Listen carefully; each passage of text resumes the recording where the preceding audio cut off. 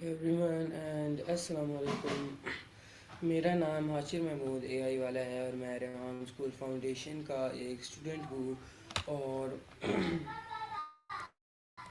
آج ہم ڈے 40 کا task power of a single decision Zara Noor Abbas Urdu میں کرنے جا رہے ہیں. تو سب سے پہلے زارا نور عباس کے بارے میں ایک شارٹ سا انٹروڈکشن دینا چاہوں گا. زارا نور عباس ایک پاکستانی ٹیلی ویژن ہے اور فلم ایکٹریس ہے جو مارچ 13 1991 میں لاہور پاکستان میں پیدا ہوئی. تو زارا نور عباس یہ ٹیڈ ٹاک شروع کرتی ہے جس میں وہ اپنی بیک اسٹوری کے بارے میں بتاتی ہے کہ کس طرح ان کو ایک ایکٹریس بننا تھا لیکن ان کے پیرنٹس اس کے خلاف تھے.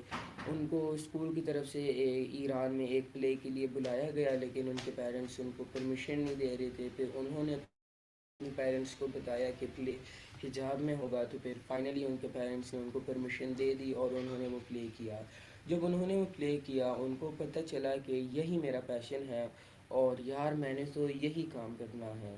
تو انہوں نے محنت کرتی رہی مگر ان کے پیرنٹس نے ان کو بولا تمہیں ایکٹریس بنا ہے تو تم کسی اور سے شادی کر لو کیونکہ ہم تو تمہارا خیال اس طرح نہیں رکھ سکتے.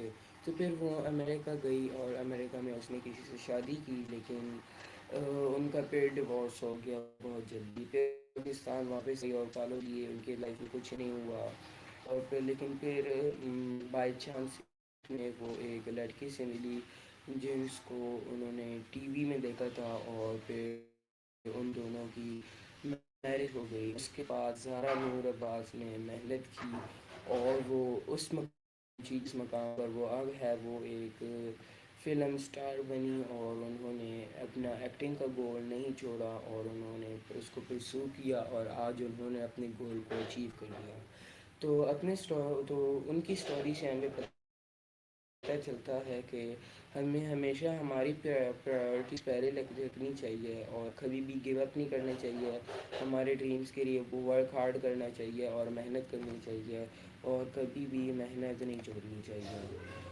انشاءاللہ ہم ملیں گے کل. ابھی کے لیے اجازت ہے.